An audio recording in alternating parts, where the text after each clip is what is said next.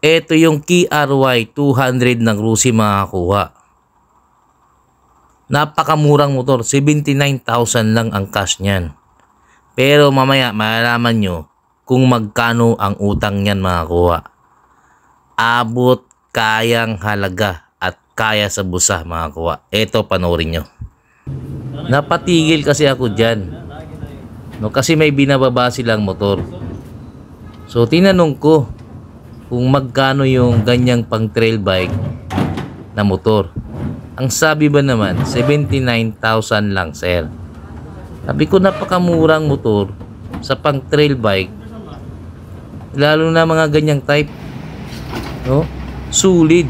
So sabi nila magaan daw itong motor na to. Pero ayan, no, binubuhat lang nila makakuha, oh. Yung motor ko nga hindi ko mabuhat-buhat eh, iniikot ko na lang. Pero yan, buhat na buhat nila, no? So magandang pagka-upgrade yan makakuha. No, napagaan nila yung motor na yan. Nabubuhat nila eh. So tingnan natin sa mga shock niya. Ibaba nila yan. So di binagsak yung puwet. Sa harap kaya. Yun, no, binagsak, oh. So ibig sabihin maganda yung inverted fork niya makakuha. So sa halagang 79,000 makakuha, napakasulit na yung ganyang klase, no? So magkano ang utang niyan? Kapag kinuha mo yan makakuha ng 3 taon, magda-down ka lang ng 7,000. Tapos magmamonthly ka dyan ng 2,900 lang mga kakuha. At abot na abot yung halaga na yan na hindi kayo nahihirapan, no? Kayang-kaya ng bulsa nyo. Parang isang sakong bigas lang yan makakuha eh. So hindi ka dyan mahihirapan. At yung motor mo ay kapantay na ng mga branded na motor, no? Sa angas ng motor, na mukha ng motor na yan makakuha ay parang tinalo niya pa yung branded. Tapos 200cc pa yan makakuha. Yung iba 150 lang dyan. Malamang iwanan mo yung 200cc nyan, no? So binago na nila yung tangke, yung upuan. Tapos yung light sa likod, signal light, pinalit na. Napakalinis sa ilalim makakuha, oh. Tapos oh, may cover na yung sa baba niya.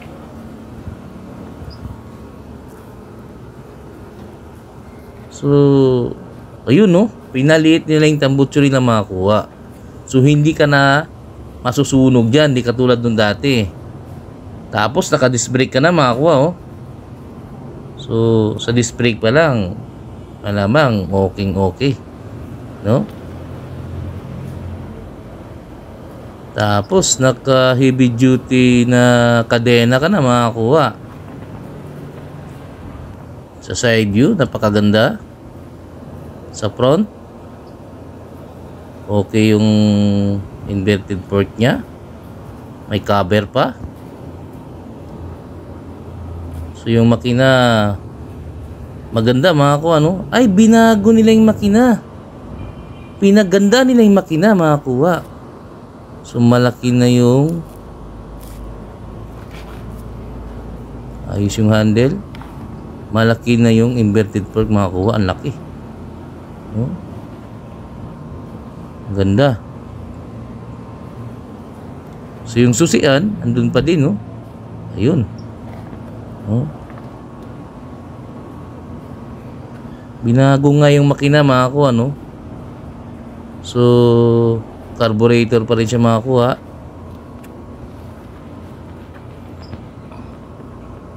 At oil pressure nga gamit nila para dun sa display. Maganda yan kasi hindi ka madidisgrasya, nakokontrol mo yan.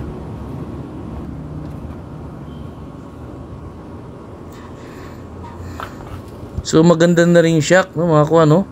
Hindi yung katulad na rin ng mga branded na shock yung nilagay nila, no? Mayroon na siyang absorber. Maganda, maganda, no? Ang laki ng ano niya mga kuha. Yan ang gusto ko dyan eh.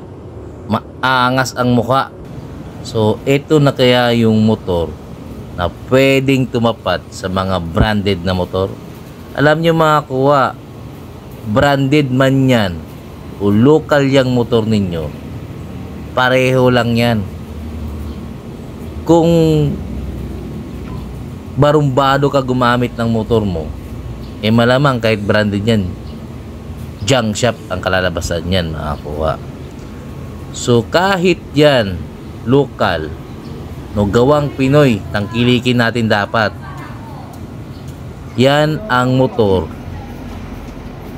na pwede nating ipagmalaki, gawang Pinoy, no?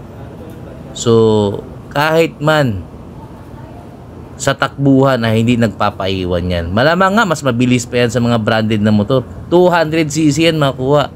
Kung sa mga pang racing nga ngayon eh, Rusi yung nakikita kong nananalo, no? Rusi lang yung sa kalam. So etong motor na itong mga kuha ay napakamura. 79,000 lang mga kakuha, no?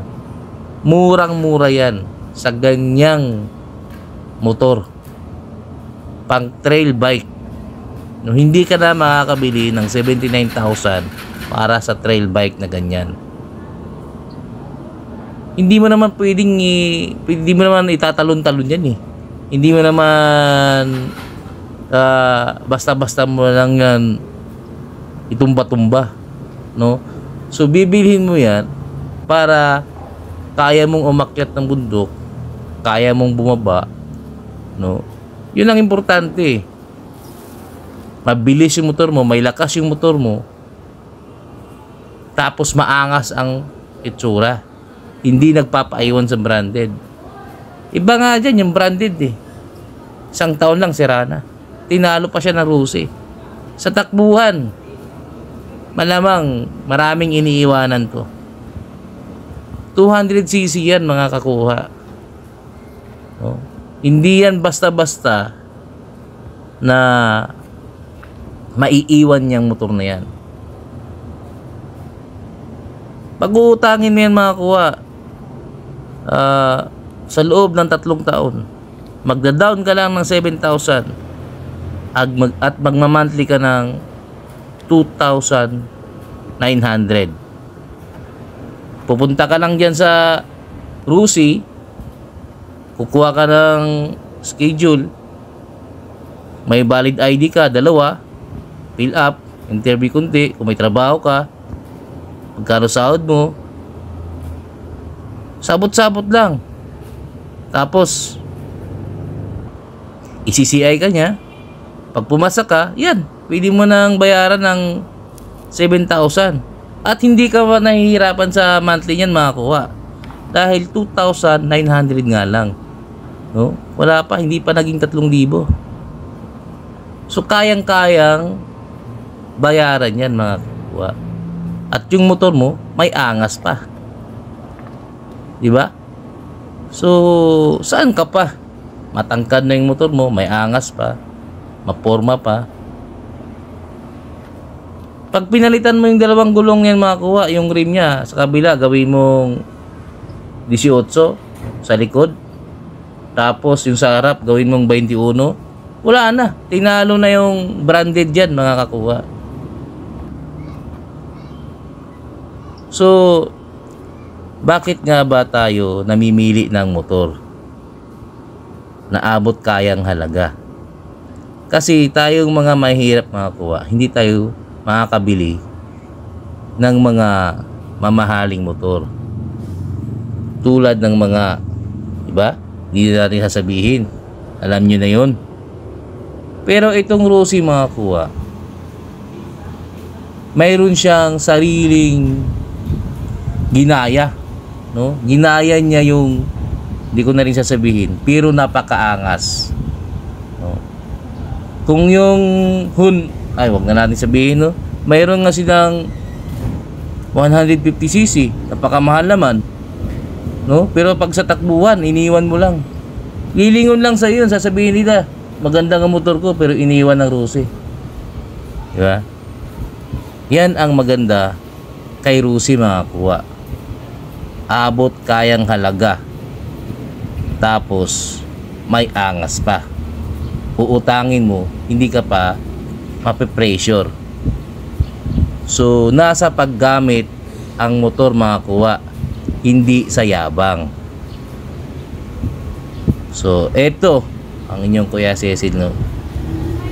Dahil mahilig tayo sa motor, ginagamit natin sa treasure, so pinopromote ko ang motor na to para sa mga treasure hunter na mahilig magpunta lagi ng bundok.